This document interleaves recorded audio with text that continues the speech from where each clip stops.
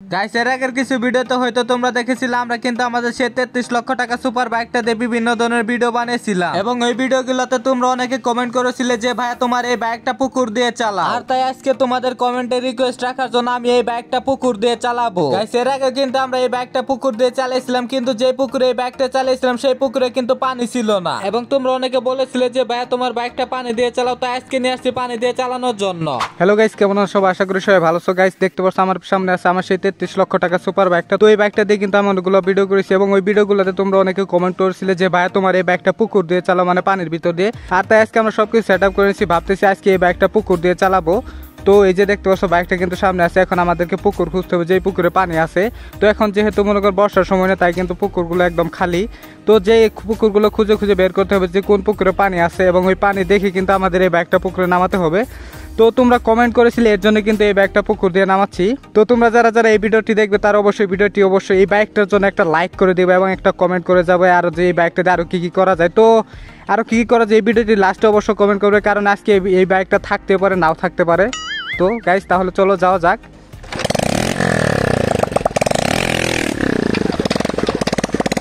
Guys তারপরে দেখতে পাচ্ছ পুকুর খুঁজতে খুঁজতে অবশেষে আমরা একটি পুকুর পেয়ে যাই। এর আগে আমরা কয়েকটি পুকুর দেখেছি, কিন্তু ওই পুকুরগুলোতে কোনো পানি ছিল না। আর পানি থাকবে কি করে? যেই গরম পড়েছে এই গরমে কোনো পুকুরের পানি থাকে না, সব শুকিয়ে কাঠ হয়ে যায়। আর তাই অবশেষে অনেক খোঁজাখুঁজি করার পর আমরা একটা পুকুর পেয়ে যাই, যে পুকুরে অল্প একটু পানি ছিল। শুধু কিন্তু পানি না, এই পুকুরে আছে অনেক পরিমাণে কাদা, যেটাকে আমাদের গ্রামের ভাষায় বলা হয় প্যাক। তারপরে এখানে আসার পর আমরা একটা পজিশন খুঁজতে থাকি যে এখান থেকে আমাদের এই বাইকটা পুকুরে নামানো যাবে। তোমাদের কমেন্ট করার কারণে কিন্তু আজকে আমরা এই বাইকটা পুকুরে নামাবো এবং তোমাদের মনের আশা পূরণ করব।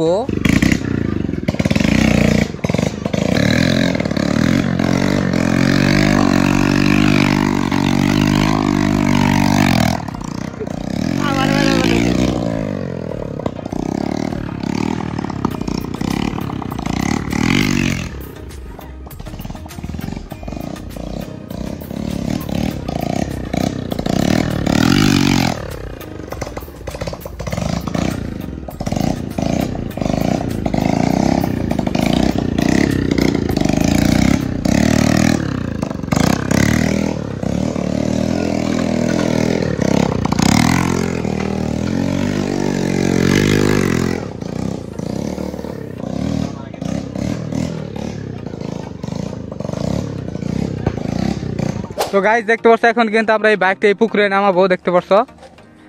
তো ফার্স্টে এটা স্টার্ট করে নিচ্ছি। বিসমিল্লাহ।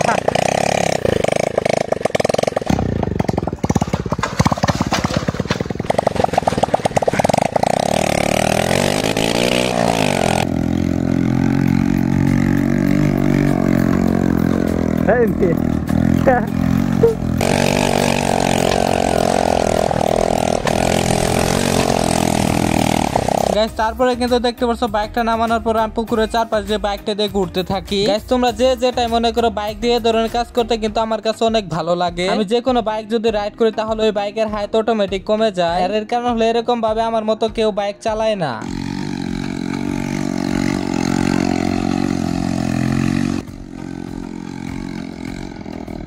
গাইস দেখতে পাচ্ছ বাইকটা কিন্তু তেল শেষ হয়ে গেছে, আমার তেল কমে গেছে। তো আমরা আবার পেট্রোল ভরে নিচ্ছি বাইকটাতে এবং পেট্রোল ভরার পরে এই যে পুকুর দিয়েছে এই যে এখানে গাইস এখান দিয়ে বাইকটাতে ঘুরতে ঘুরতে কিন্তু বাইকে তেল শেষ হয়ে যায়। গাইস তারপর কিন্তু আমি আমার বাইকটাতে তেল ভরে নিই এবং তেল ভরা শেষ হয়ে গেলে কিন্তু এই বাইকটা আমি এই কাদা দিয়ে চালাবো, মানে পানি পেক কাদা যা পাবো তার ভিতর দিয়ে চালাবো। আর এখন তোমরা রেডি হয়ে যাও দেখার জন্য এই বাইকটার শেষ পরিণতি কি হয়।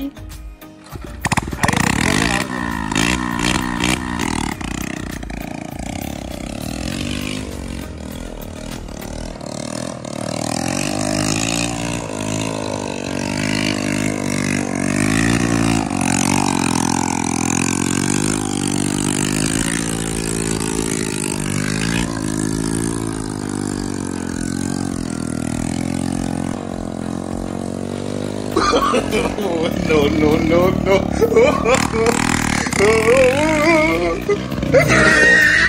গাইস তারপর দেখতে পাচ্ছ পুকুরে নামানোর সাথে সাথে কাদা গিয়ে ইঞ্জিনটা বন্ধ হয়ে যায়। আর কাদা তো নামানোর সাথে সাথে ইঞ্জিনটা বন্ধ হওয়ার কারণ হলো আমাদের বাইকের কিন্তু এক্সস্ট পাইপ নেই, আর এক্সস্ট পাইপ না থাকে কিন্তু ইঞ্জিনটা ডুবে বন্ধ হয়ে গেছে। গাইস এখানে একটা কাজ করলে অবশ্য ভালো হতো, আমাদের বাইকের এক্সস্ট পাইপটা মডিফাই করে উপরের দিকে করে দিলে ইঞ্জিনটা হয়তো এখন বন্ধ হতো না। গাইস তারপর বাইকটা কাদা থেকে তোলার জন্য আমি কয়েকজনের সাহায্য নেই, তারপর তাদের সাহায্য নিয়ে বাইকটা কাদা থেকে বাইরে বের করে আনি এবং বাইরে বের করে আনার পর দেখি বাইকটা স্টার্ট হয় কিনা।